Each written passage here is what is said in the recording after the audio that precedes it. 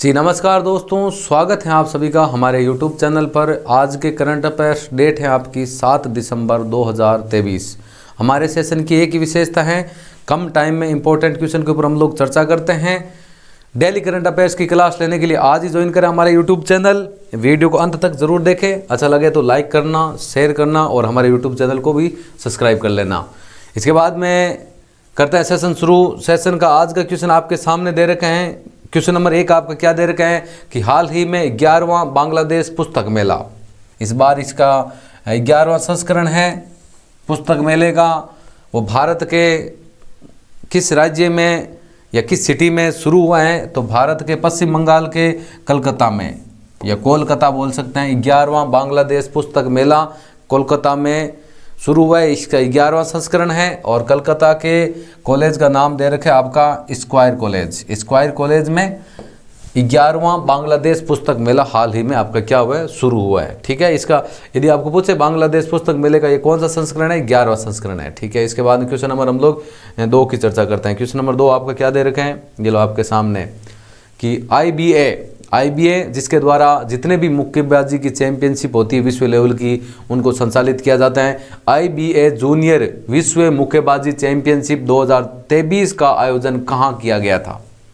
यहाँ पर सीनियर की बात नहीं हो रही है, बात जूनियर की हो रही है। जूनियर विश्व मुक्केबाजी चैंपियनशिप 2023 का आयोजन किस देश में हुआ था? तो ये हुआ था आपका अर्मेनिया के येरेवन में। येरेवन सिटी है आपकी, अर्मेनिया के येरेवन सिटी में, अर्मेनिया देश है आपका, उसकी येरेवन सिटी में जूनियर विश्व मुक्केबाजी चैंपियनशिप 2023 का आयोजन किया गया। आयोजन की डेट की यदि हम बात करें, आयोजन की डेट है आपकी 23 नवंबर से 4 दिसंबर 2023 को ये प्रतियोगिता आपकी आयोजन हुई थी और संपन्न भी हो चुकी हैं। 4 दिसंबर 2023 को ये प्रतियोगिता संपन्न हो चुकी। क्वेश्चन तो फिर भी पूछा जा सकता है अपना कि जूनियर विश्व मुक्केबाजी चैंपियनशिप 2023 का आयोजन किस देश में हुआ था? अर्मेनिया येरेवन में, अर्मेनिया के येरेवन सिटी में हुआ था। ठीक है, क्वेश्चन नंबर 3 की चर्चा कर लेते हैं। क्वेश्चन नंबर 3 है आपका कि हाल ही में किस देश ने, यहाँ पर किसी देश की बात हो रही है, हाल ही में किस देश ने वित्तीय जोखिम प्रबंधन के लिए एक प्रांत एक नीति दृष्टिकोण पेश किया है? दृष्टिकोण का नाम आपके सामने दे रखा है, एक प्रांत एक नीति। दृष्टिकोण को पेश करने का मुख्य उद्देश्य क्या है, अब वो आपके सामने दे रखा है। क्या दे रखा है? वित्तीय जोखिम प्रबंधन के लिए, वित्तीय जोखिम प्रबंधन के लिए किस देश के द्वारा एक प्रांत एक नीति दृष्टिकोण किया गया है या दृष्टिकोण पेश किया गया है? तो वो आपका चीन देश है। कौन सा देश है आपका? चीन देश है आपका। और ली युंजे के नेतृत्व में ये दृष्टिकोण आपका पेश किया गया है, एक प्रांत एक नीति। उद्देश्य की बात करें तो वित्तीय जोखिम प्रबंधन के लिए। क्वेश्चन नंबर 4 की बात करें, क्वेश्चन नंबर 4 आपके सामने दिया हुआ है। देखो क्वेश्चन नंबर 4 क्या दिया हुआ है, एक सम्मेलन है कि हाल ही में किस राज्य सरकार को COP28, ये दुबई में आयोजित एक सम्मेलन जो हाल ही में हुआ है आपका, वहाँ पर नवीनीकरण प्रयासों के लिए अंतर्राष्ट्रीय सम्मेलन किस राज्य सरकार को प्राप्त हुआ है?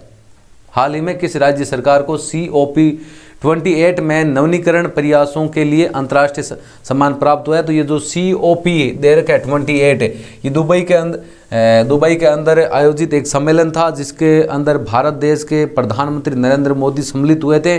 और वहाँ पर बिहार राज्य सरकार को नवीनीकरण प्रयासों के लिए अंतर्राष्ट्रीय सम्मान प्राप्त हुआ है। आपको मैं नीचे इसमें थोड़ा डिटेल में भी दे रखा है। बिहार के यहाँ पर ये नवीनीकरण नाम है, थोड़ा सा नाम कट गया है। नवीनीकरण प्रयासों भाई विशेष रूप से आपका जल जीवन हरियाली अभियान के माध्यम से, जो मुख्य अभियान था ना आपका, जो बिहार द्वारा ये अभियान शुरू किया गया था, जल जीवन हरियाली अभियान के माध्यम से संयुक्त राष्ट्र जलवायु परिवर्तन सम्मेलन के दौरान दुबई में COP28 अंतर्राष्ट्रीय सम्मान अर्जित हुआ था। यदि हम सम्मेलन की बात करते हैं, ये सम्मेलन था आपका संयुक्त राष्ट्र जलवायु परिवर्तन सम्मेलन।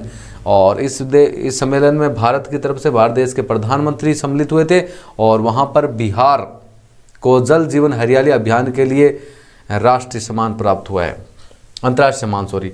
इसके बाद क्वेश्चन नंबर 5 थोड़ा सा ऊपर नीचे टाइपिंग में आधा क्वेश्चन सेकंड पेज पर आ गया है। क्वेश्चन नंबर 5 की हम लोग चर्चा कर ही लेते हैं कि हाल ही में किस लेखक को कमला देवी चट्टोपाध्याय NIF बुक प्राइज 2023 से सम्मानित किया गया है।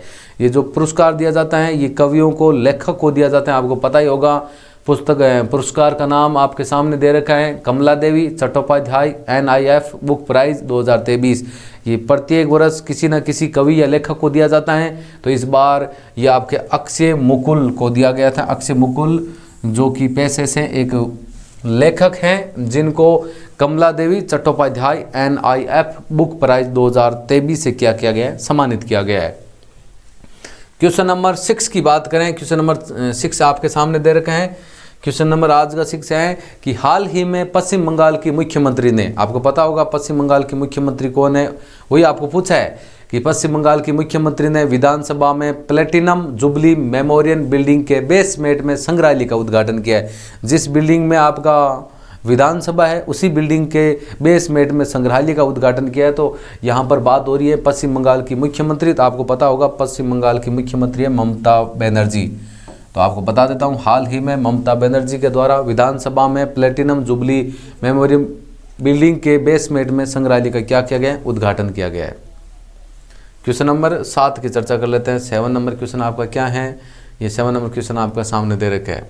क्या है क्वेश्चन नंबर 7 कि हाल ही में एशियाई पैरा ओलंपिक समिति पुरस्कार समारोह में भारतीय पैरा तीरंदाज जिन्हें सर्वश्रेष्ठ युवा एथलीट का खिताब मिला है। तो पहले आपको मैं बता देता हूं कि हाल ही में जो एशियाई पैरा ओलंपिक गेम हुए हैं वो कहाँ पर हुए हैं, आपके चीन के होंजो सिटी में हुआ है। कहाँ पर हुआ है, चीन के होंजो सिटी में एशियाई पैरा गेम का आयोजन हुआ था और एशियाई पैरा ओलंपिक गेमों का आयोजन भी वहीं पर किया गया था। वहाँ पर पुरस्कार समारोह में भारतीय पैरा तीरंदाज जिनको सर्वश्रेष्ठ युवा एथलीट्स का खिताब मिला है, तो वो है कौन है आपके सर्वश्रेष्ठ युवा एथलीट जिनको ये खिताब मिला है, वो है शीतल देवी, जो कि भारतीय पैरा तीरंदाज है। पैरा तीरंदाज जिनको सर्वश्रेष्ठ युवा एथलीट का पुरस्कार मिला है। क्वेश्चन नंबर 8 की चर्चा कर लेते हैं। क्वेश्चन नंबर 8 आपके सामने दे रखे हैं। 8 नंबर क्वेश्चन आपको क्या दे रखे हैं कि हाल ही में कौन सियाचिन में तैनात होने वाली भारतीय सेना की पहली महिला चिकित्सा अधिकारी बनी है। पहली महिला चिकित्सा अधिकारी, वो भी भारतीय सेना की, और कहाँ पर ये सेना तैनात होगी, सियाचिन में। सियाचिन में तैनात होने वाली भारतीय सेना की पहली महिला चिकित्सा अधिकारी, उनका नाम क्या दे रखा है, उनका नाम है कैप्टन गीतिका कौल।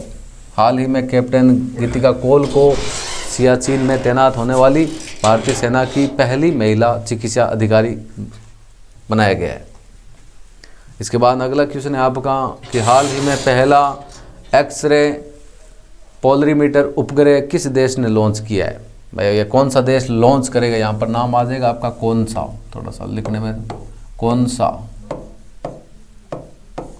हाल ही में पहला एक्सरे पोलरीमीटर उपग्रह कौन सा देश आपका लॉन्च करेगा, तो भारत देश उसको लॉन्च करेगा। और भारत देश की जो अंतरिक्ष एजेंसी है जिसका नाम है भारतीय अंतरिक्ष अनुसंधान संगठन, जिसका नाम क्या है, इसरो। भारत की अंतरिक्ष एजेंसी का क्या नाम है, जिनके द्वारा उपग्रहों को, रॉकेटों को लॉन्च करने का काम किया जाता है, वो आपकी इसरो, भारतीय अंतरिक्ष अनुसंधान संगठन।